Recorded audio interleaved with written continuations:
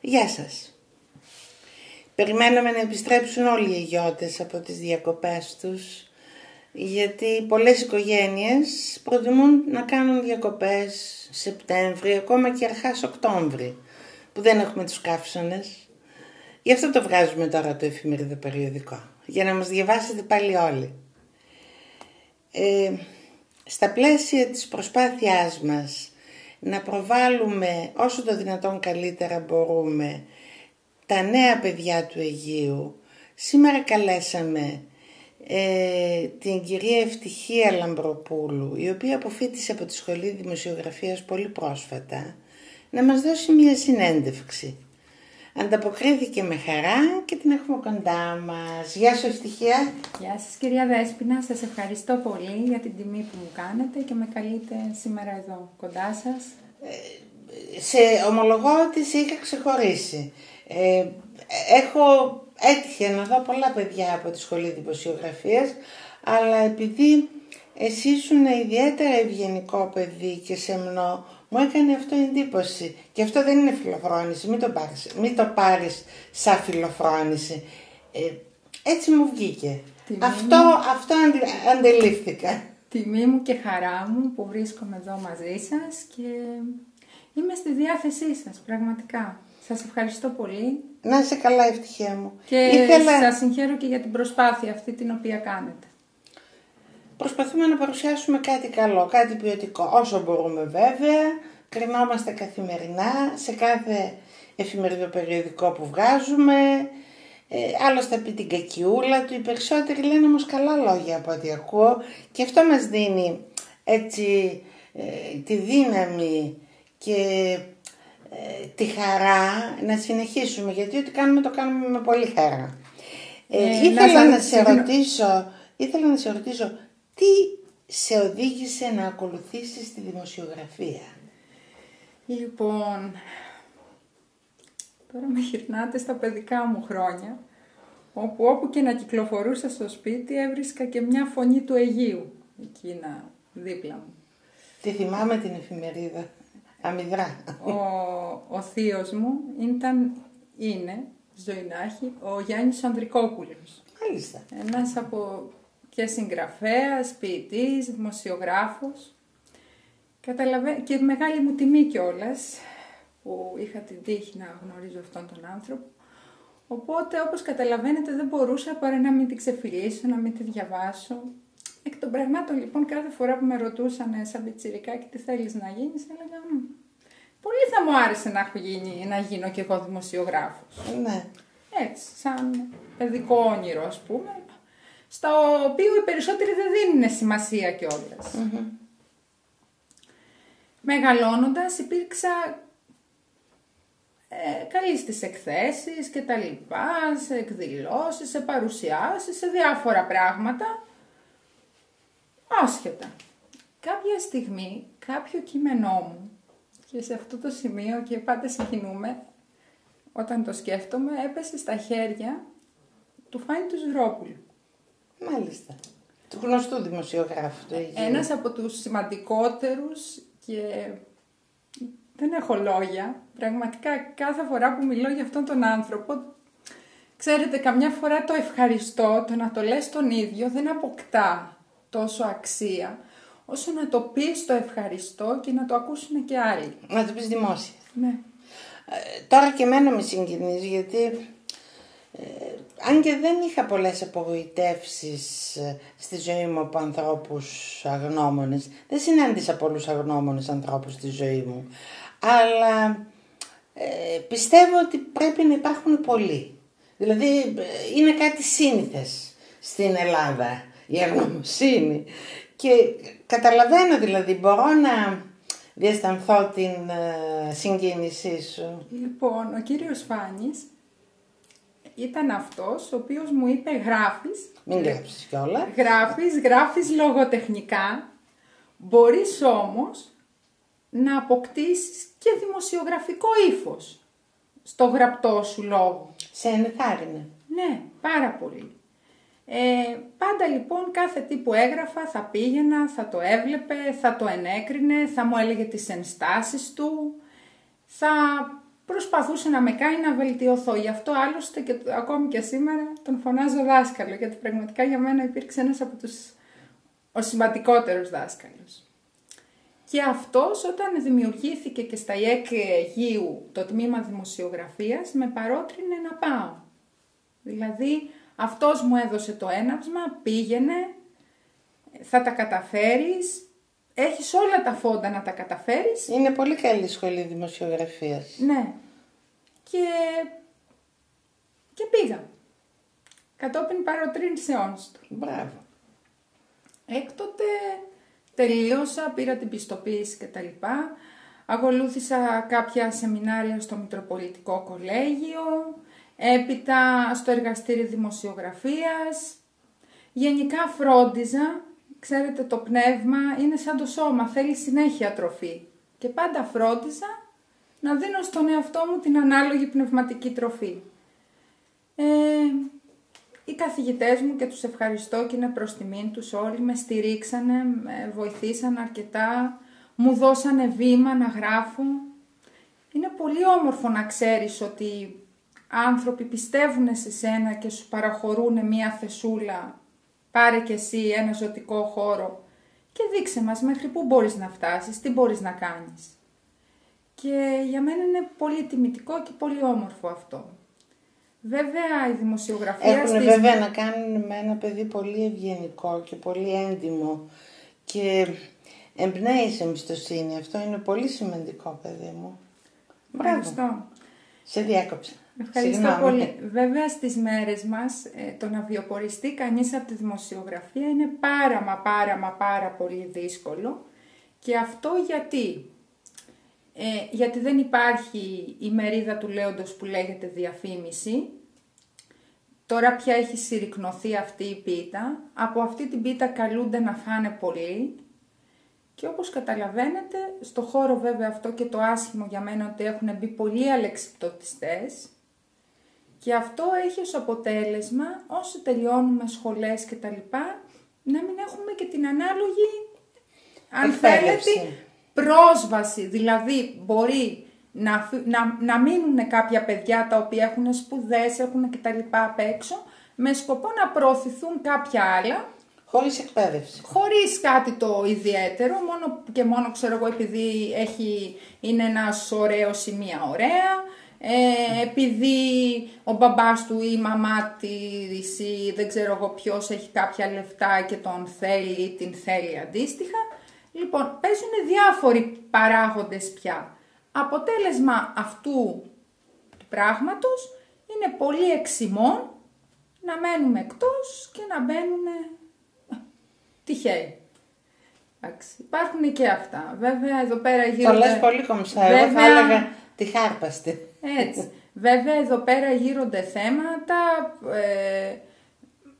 και ο σωστά πράττει, ξέρω, η ΕΣΥΕΠΗΝ και η ΕΣΥΕΑ και τα λοιπά, πλέον να λειτουργούν με ταυτότητες. Όμως το πράγμα έχει ξεφύγει πάρα πολύ και από ένα σημείο και έπειτα θα πρέπει να μπει και ένα τέλος.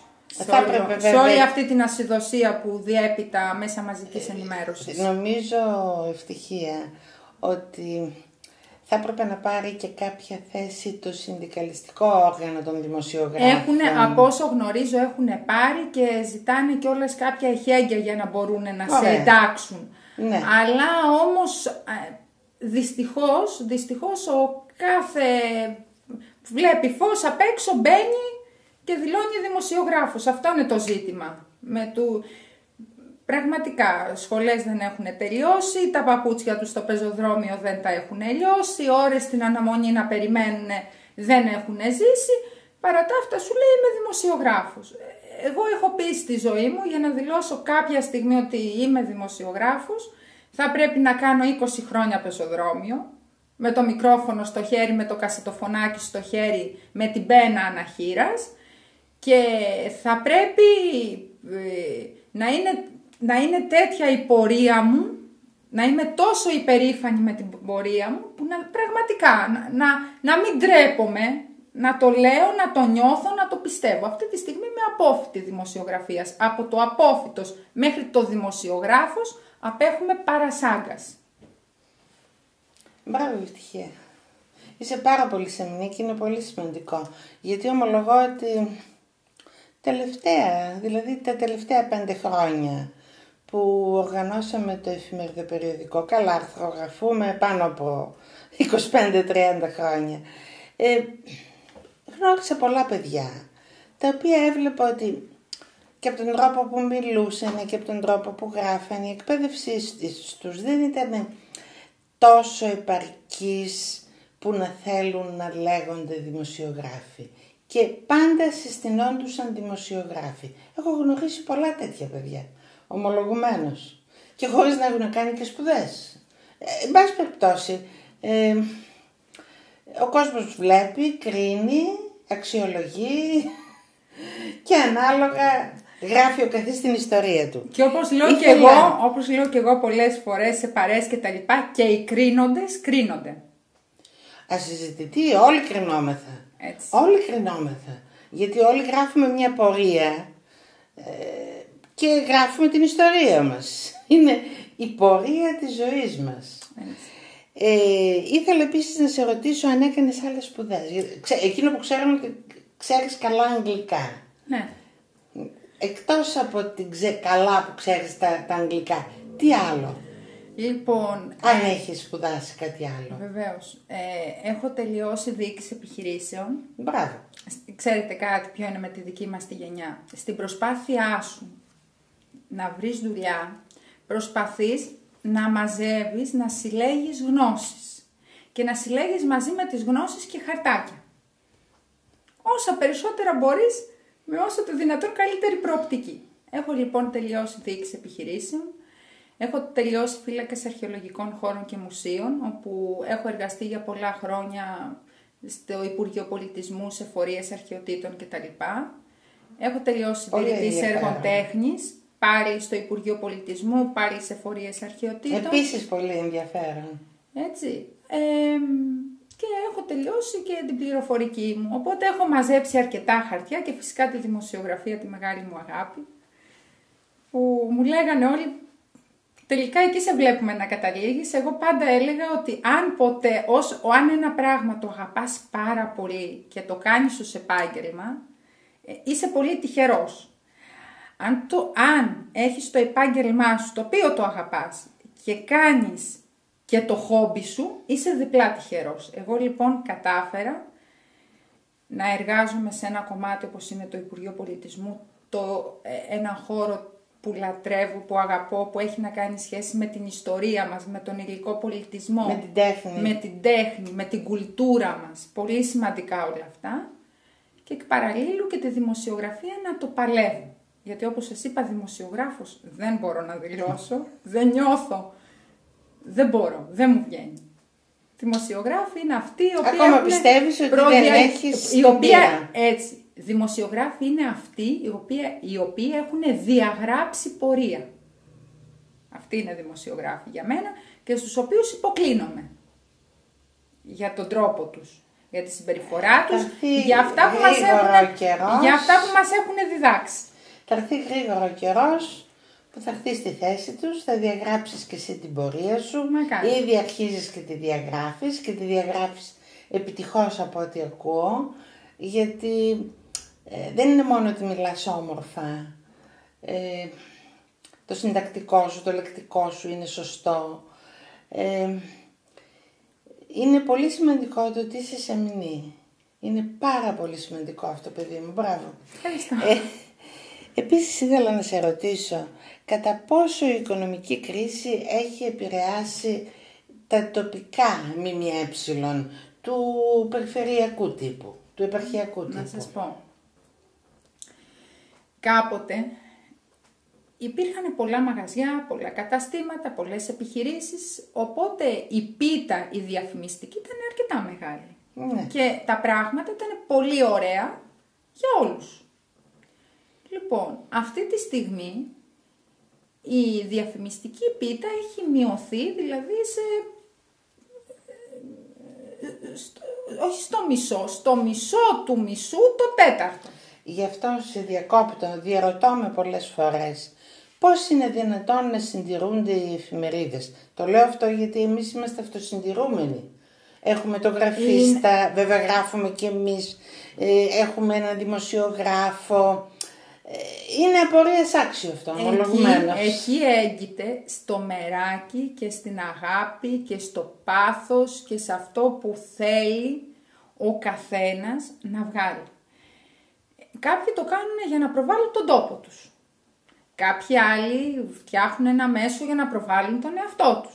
Κάποιοι άλλοι για να προβάλλουν και να υποστηρίξουν κάποια συμφέροντα. Εξαρτάται ο καθένας τι θέλει να υποστηρίξει με το μέσο που έχει. Κάποιοι ακόμη το κάνουν και για βιοπορισμό. Αυτή τη στιγμή υπάρχουν πολλοί δημοσιογράφοι οι οποίοι αν δεν είχαν φτιάξει ένα site θα είσατε άνεργοι. Και σου λέει από το να είμαι άνεργος και να κάθομαι στο σπίτι μου και να μην κάνω τίποτα, φτιάχνω αυτό το site, μαζεύω και 5-10 συναδέλφους να φαινόμαστε ότι είμαστε στην αγορά, ότι είμαστε στην πιάτσα που λέω εγώ κατά το κοινώς λεγόμενο και αν μπορώ να πάρω από τον Παύλο, από τον Γιώργο, από τον Κώστα και 5-10 ευρώ διαφήμιση, καλώς έχει. Δεν μπορώ, θα είμαι μέσα στα πράγματα τουλάχιστον. Τουλάχιστον δεν θα είμαι εκτός πραγματικότητας. Δεν θα αποκοπώ, δεν θα πάω να ανοίξω σαντουιτσάδικο ή δεν ξέρω εγώ τι, θα είμαι μέσα στο χώρο αυτό, θα προσπαθήσω με κάθε δυνατό τρόπο να επιβιώσω, γιατί εγώ αυτό έχω μάθει, γιατί αυτό γουστάρω να κάνω. Και αυτό βέβαια έχει και το ρίσκο του, έτσι, γιατί ο καθένας κουβαλάει και ένα σταυρό από αυτούς τους ανθρώπους και οφείλω να τους το αναγνωρίσω. Κατανοητό. Ο τρόπος που πλασάρονται κατά το κοινώς λεγόμενο οι ειδήσεις έχει να κάνει με τις επιλογές του αναγνωστικού κοινού κατά τη γνώμη σου? Κάποτε είχα διαβάσει... είναι σχετικά δύσκολη. Κάποτε είχα διαβάσει ότι τρώμε είμαστε. Πολύ σημαντικό αυτό, ότι τρώμε είμαστε. Τώρα πια στις μέρες μας, ξέρετε, και με τα site που κυκλοφορούν και με τα blogs και με τα έντυπα, υπάρχει μία γκάμα. Έτσι. Το θέμα είναι, εμένα άλλα πράγματα με προβληματίζουν πάνω σε αυτό. Είναι το πώς σου πλασάρεται μία είδηση, το πώς εσύ την αποδέχεσαι. Και πολλές φορές, και σαν αναγνώστης ακόμα, μου έχει κάνει το εξής πράγμα εντύπωση. Πολλές ειδήσεις είναι, δεν θα σχολιάσω για το ανορθόγραφο, γιατί καταλαβαίνω πάνω σε κεκτημένη ταχύτητα μπορεί να φύγει και κανένα ορθογραφικό λάθος, πάει στα κομμάτια που λέω κι εγώ. Θα σχολιάσω όμως το συντακτικό του θέματος, δηλαδή πέφτουν στα χέρια μου πολλές φορές κείμενα τα οποία πρέπει να ρίξεις στα χαρτιά για να βρεις τι λέει ο ποιητής. Κυριολεκτικά. Είναι φορές τις οποίες ακόμη και τίτλοι. Δεν μιλάω για μέσα για το περιεχόμενο που εντάξει μπορεί ξέρω εγώ να φύγει κανένα και να φύγει κανένα κόμμα και καμιά τελεία. Τίτλοι. Λεζάντες. Βλέπεις ανορθογραφίες. Ασυνταξίες, συγγνώμη. Και ανορθογραφίες, ναι. Που στον τίτλο και πάλι η ανορθογραφία είναι μες στο κείμενο κάπως, αλλά και στον τίτλο ανορθογραφία.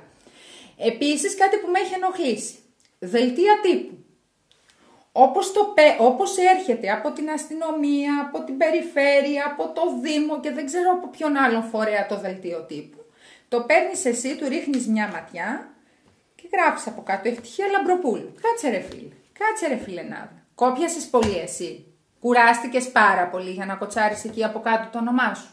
Το δελτίο τύπου το πασάρεις σε ένα αρθράκι. Το δελτίο τύπου γράφει από πάνω. Αστυνομική Διεύθυνση Αχαΐας. Γράφει Περιφέρεια Δυτικής Ελλάδος. Γράφει Δήμος. Δεν μπορείς να το κάνεις. Πάρε, άλλαξέ το, βάλε δικά σου λόγια, βγάλε, πρόσθεσε, αφαίρεσε, κάνε κάτι τέλος πάντων και χρησιμοποίησέ το σαν δικό σου. Από τη στιγμή έχεις όλο το δικαίωμα να το οικειοποιηθείς. Από τη στιγμή όμως που έχει το λογότυπο από πάνω, αφαιρείς το λογότυπο και το βάζεις ως έχει, είναι σαν να υποτιμάς την νοημοσύνη του άλλου. Ένα αυτό. Φύγαμε και από αυτό το κομμάτι. Η λογοκλοπή από τα site. Αβέρτα. Το γράφει ένας, μπορεί να πετάξει σήμερα στο Αίγυο πλημμύρα και να έχει ήλιο τετρακάγγελο. Το έχουν πάρει όλοι, το έχουν χρησιμοποιήσει. Χωρίς να διασταυρώσουν τίποτα, δεν γράφουν και την πηγή και βάζουν και το όνομά τους από κάτω. Είναι, δεν είναι σωστό. Έγινε αυτό το γεγονός. Δεν έγινε, το διασταυρώσαμε και από αλλού. Ισχύει, δεν ισχύει, τίποτα. Και κάτι άλλο ευτυχία. Πολλοί, έχω προσέξει, κατασκευάζουν ειδήσεις.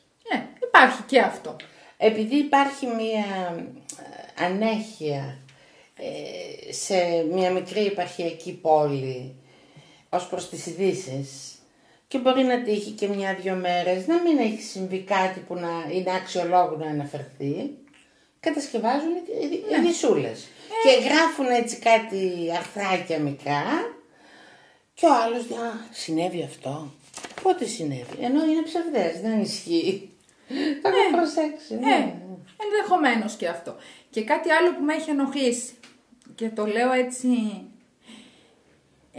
ξέρετε, σε αυτό το χώρο της δημοσιογραφίας έχουμε πολύ ικανούς, έξυπνους, εύστροφους δημοσιογράφους, πραγματικούς δημοσιογράφους.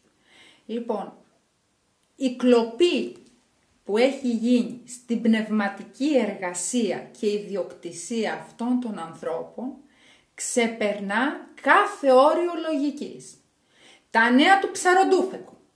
Πώς δημιουργηθήκανε, από πού δημιουργηθήκανε, γιατί δημιουργηθήκανε, βουτάνε την πνευματική ιδιοκτησία του ΧΨ, η οποία είναι καταξιωμένη στο χώρο τους, την οικειοποιούνται, βγάζουν ένα έντυπο, κοτσάρουν το όνομά τους, οι οποίοι μπορεί να μην είναι καν δημοσιογράφοι, να είναι, δεν ξέρω, φωτογράφοι, να είναι το οτιδήποτε και δηλώνουν δημοσιογράφοι, έχοντας κατακλέψει την πνευματική ιδιοκτησία του άλλου.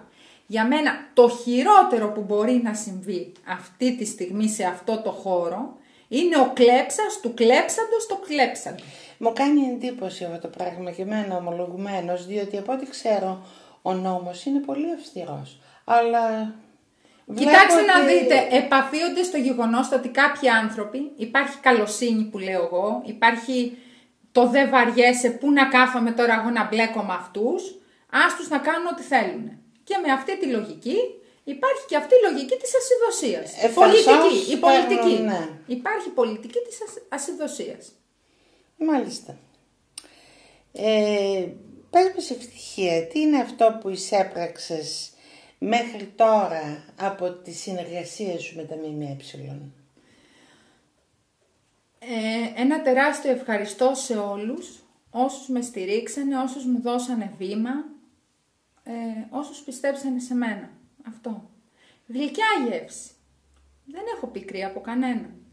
Δεν θέλω, δεν μπορώ να σκεφτώ κάτι που να μου έχει αφήσει κάτι άσχημο. Τους ευχαριστώ όλους. Ο καθένας ό,τι μπόρεσε μου έδωσε. Το πήρα με πολύ αγάπη. Το έχω κρατήσει στην ψυχή μου και προσπαθώ να γίνω λίγο καλύτερη με αυτό το πετραδάκι που έχουν βάλει. Αυτό. Μπράβο, ευτυχία. Ομολογουμένως σε διακρίνει η ευγνωμοσύνη. Δεν ξεχνάς. Μπράβο. Είναι ωραίο να ξεχνάς. Και είναι πολύ σημαντικό αυτό. Όχι, αν αγαπάς κάτι και δίνεις την ψυχή σου σε αυτό, οφείλεις να αναγνωρίζεις τους ανθρώπους που σου έχουν δώσει βήμα και σε έχουν βοηθήσει. Στηρίξει. Ναι. Και κάτι άλλο. Λίγο πριν κλείσουμε την συνέντευξη. Αν σου ζητούσαμε να δώσεις μία συμβουλή σε ένα νέο παιδί, 19-20 χρονών, που θέλει να ασχοληθεί με τη δημοσιογραφία και με το ρεπορτάζ, από την εμπειρία που έχεις, τι θα του έλεγες, ευτυχία? Λοιπόν, καταρχάς εμπειρία. Εμπειρία δεν έχω μεγάλη, αλλά θα έλεγα αλλά κάτι... είσαι πολύ επιμελής. Ναι. Και αυτό είναι πολύ σημαντικό. Ευχαριστώ. Θα έλεγα κάτι που είπα από την πρώτη στιγμή στον εαυτό μου. Για να πάρεις ένα μικρόφωνο και να βγεις στους δρόμους να κάνεις ρεπορτάζ ή για να μπεις στη διαδικασία να γράψεις ένα κείμενο, θα πρέπει να σε διέπουν 3 στοιχεία. Πρώτον, να γνωρίζεις καλά τα ελληνικά. Βασικό στοιχείο για μένα. Να έχεις διαβάσει 2-3 βιβλία λογοτεχνίας, αν μη τι άλλο. Να αγαπάς αυτό που κάνεις, να μην το κάνεις για αυτοπροβολή.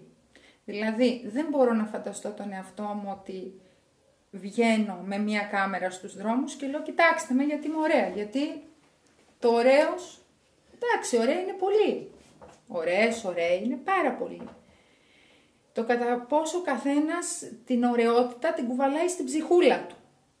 Και όταν είσαι δημοσιογράφος, καλείσαι να αντιμετωπίσεις πολύ δύσκολες καταστάσεις.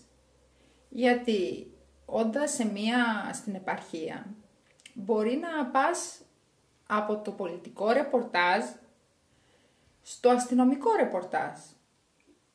Έτσι, σε ένα τροχαίο, στην Εθνική. Εκεί δεν θα πας να δείξεις πόσο ωραίος είσαι στην Εθνική στο τροχαίο.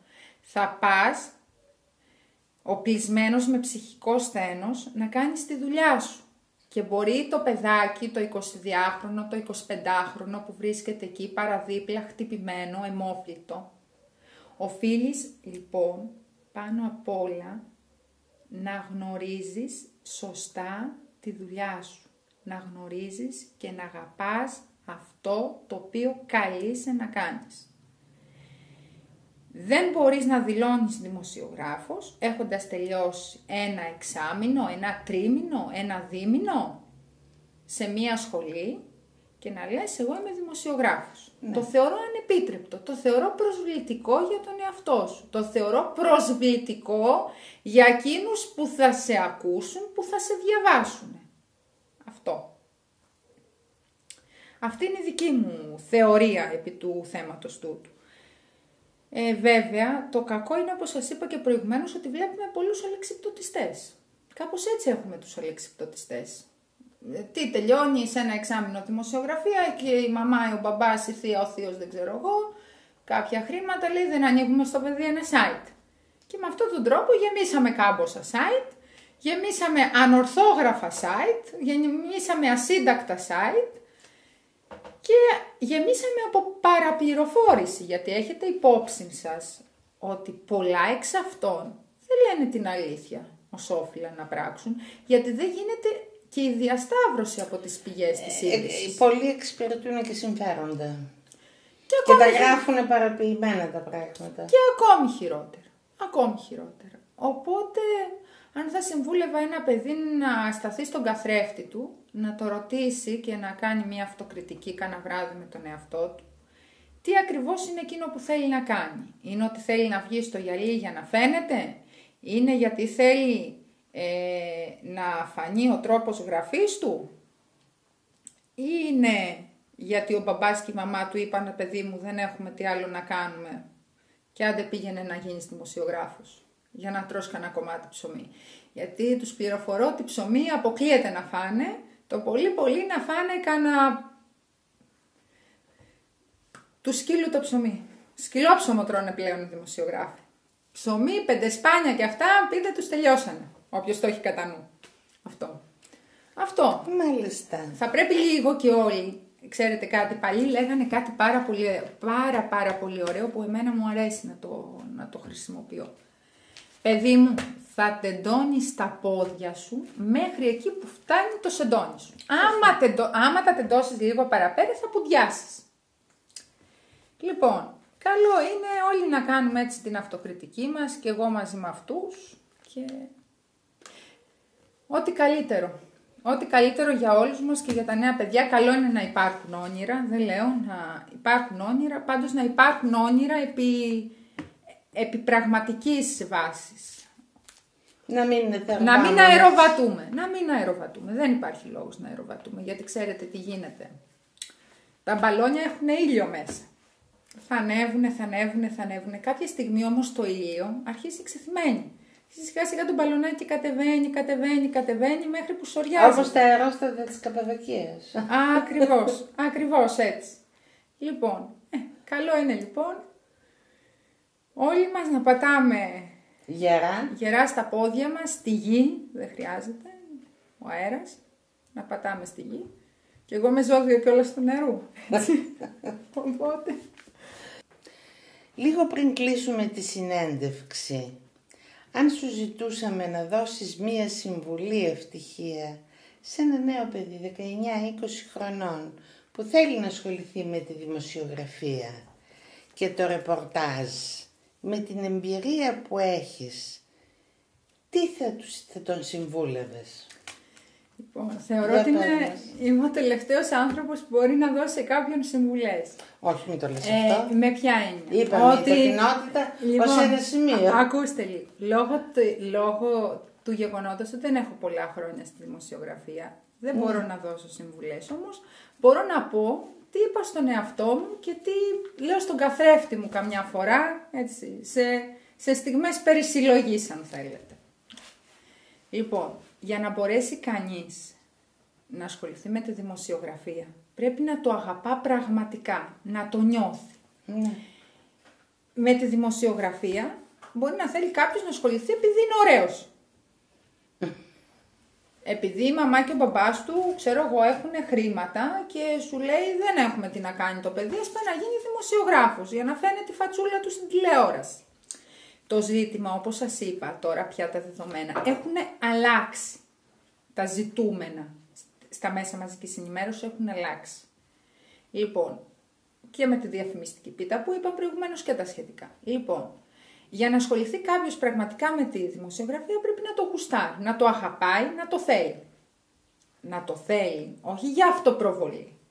Το θέλει για μένα η δημοσιογραφία, δημοσιογραφώ, γράφω τα του Δήμου ή γράφω απευθυνόμενο στο Δήμο.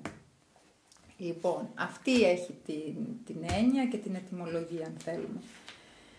Λοιπόν, όταν θα κληθεί κάποιος ωραίος ή ωραία να πάει σε ένα τροχαίο στην Εθνική Οδό, δεν θα πάει για να δείξει τη φάτσα του. Θα πάει για να καλύψει αυτό το γεγονός. Μπορεί δίπλα να είναι το παιδάκι χτυπημένο κτλ. Ένα 16χρονο ή 26χρονο, δεν ξέρω τι, με ένα μηχανάκι. Πες να πεις, κοιτάξτε με πόσο ωραίος ή ωραία είμαι. Να πεις, ήρθα εδώ για να καλύψω αυτό το γεγονός που έγινε κάτω από αυτές τις συνθήκες. Αυτό για μένα θεωρείται δημοσιογραφία, γιατί σε μια επαρχιακή πόλη μπορείς να κάνεις από ρεπορτάζ πολιτικό μέχρι αθλητικό, μέχρι τα πάντα. Λοιπόν, και κάτι άλλο. Για να μπορέσει κανείς να γίνει δημοσιογράφος, πρέπει αν μη τι άλλο να έχει μπει στη διαδικασία, να έχει διαβάσει 2-3 λογοτεχνικά βιβλία.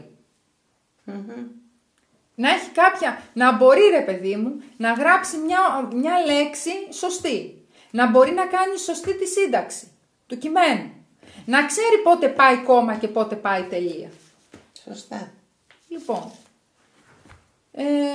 αν πληρεί κάποια εχέγγυα, ως προς τη γνώμη του, ως προς τον τρόπο γραφής του, ως προς αυτά που κουβαλάει, γιατί για μένα για να γίνει κανείς δημοσιογράφος, σας το λέω ειλικρινά, πρέπει να κουβαλάει πράγματα στην ψυχή του, να έχει να δώσει, να έχει να προσφέρει.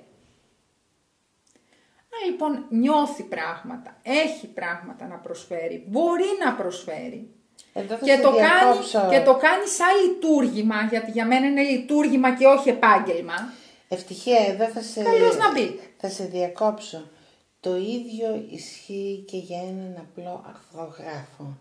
Εάν δεν έχει μέσα του πράγματα να δώσει και αν δεν χειρίζεται σωστά τη γλώσσα, είναι αποτυχημένος. Είναι το ίδιο ακριβώς και με το δημοσιογράφο, που συμφωνώ απόλυτα στην τοποθέτησή σου. Κοιτάξτε να δείτε, μπορεί να πάρω εγώ το μικρόφωνο μεθαύριο ή οποιοδήποτε, να βγούμε, ξέρω εγώ, να καλύψουμε ένα ρεπορτάζ του δρόμου.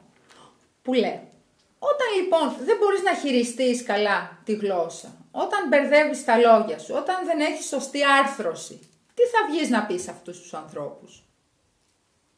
Πρέπει να είσαι πολύ σίγουρος, να το γουστάρεις, να το αγαπάς και να έχεις σιγουριά. Αυτό. Μάλιστα. Σε ευχαριστούμε πάρα πολύ, Ευτυχία.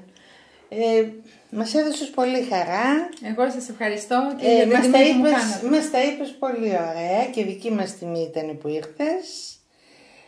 Θα δούμε και μερικά στιγμιότυπα από μία βάπτιση και μετά θα διαβάσετε την πλήρη θεματολογία μας. Γεια σας.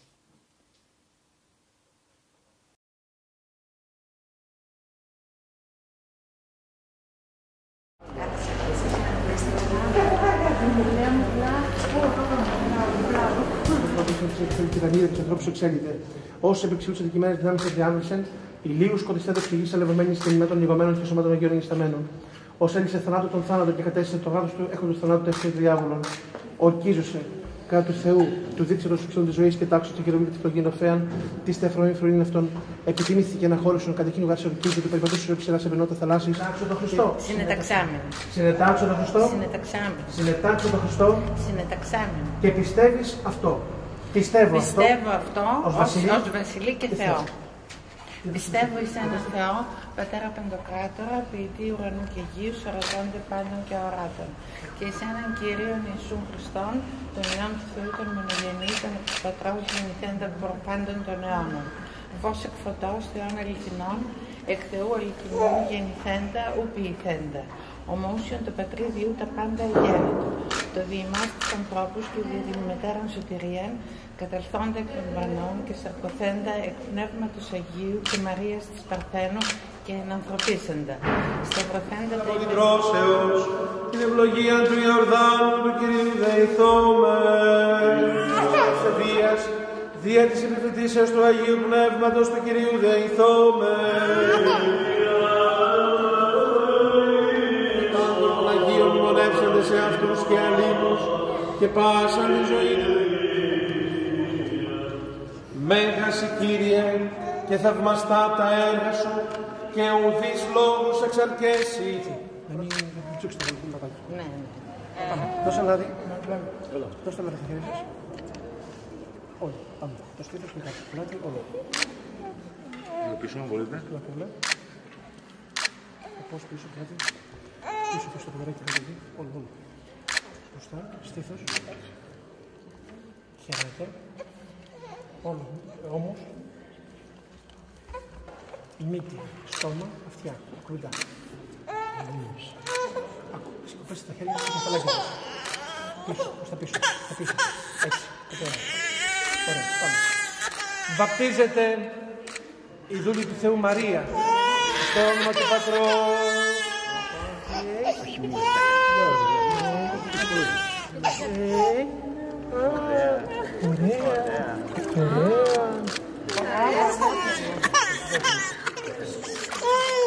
Και του Ιού. Όλα εδώ πάμε, το φέρνω, μην ανησυχείτε. Ωραία είναι. Ωραία είναι. Ωραία. Και του Αγίου Πνεύματος. Και Αγίου. Και εις τους αιώνας των αιώνων. Κοντά μου.